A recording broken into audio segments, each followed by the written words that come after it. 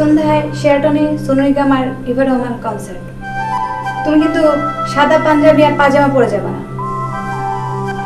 কি বলবো? কি পরবা? বুঝছি, জুতা পরবো, মোজা পরবো, টাই পরবো, শার্ট পরবো, স্যুট পরবো, প্যান্ট পরবো, এই তো। ঠিক আছে।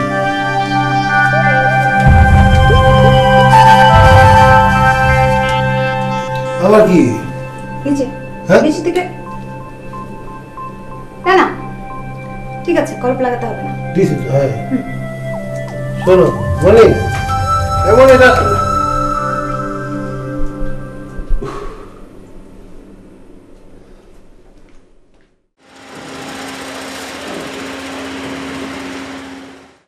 মনে করো এক কিছু যদি মালয়েশিয়া যাইতে পারি, ওই মাটিতে নামবেই 10 মিনিট না আসবে। যাবোটা কেমনে? আগে আগে যায় না মানে চিন্তা করেছিলাম ওটা ভগবান ভরসা, ওই বই দিয়েছি কি বুঝতে দাদা টেয়া না কমে না যাই বলেন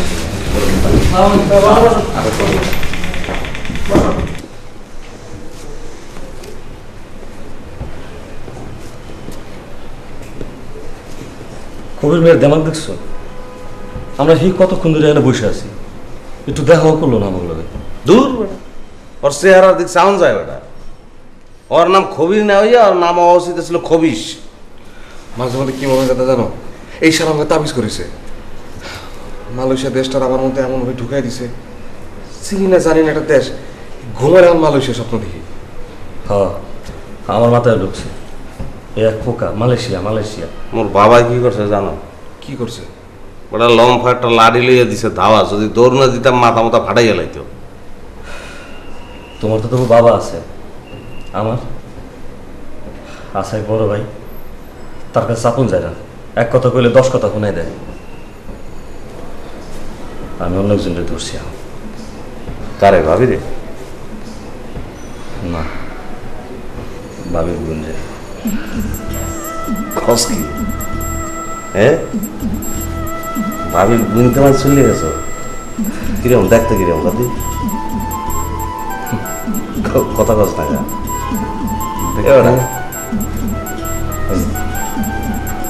কচুর পাতা আছে না দাদা? কি কচুর পাতা লাগান। কি কয় ওগুলো? আমি যাবি কচু কথা এত গায়ে লাগলে খাও যায় এইরকম? দূর, কচুর পাতা লাগান মনে হইতেছে ওই কচুর পাতা যেমন বুঝছে বুঝছে তোর পায়ে ধরে আর কল হবে, তুই বুঝছো জিনিসটা কি কইতে যাইতেছে? কচু পাতা ওই যে সবুজ না, তাজা, দেখলে মনে হয় কোনোদিন ময়লা টয়লা পড়ে নাই, এরকম পানি পড়লে যে টল টল করে আস্তে পানি এবার বইরে পড়ে যায়, ওইরকম। কি ওইরকম না?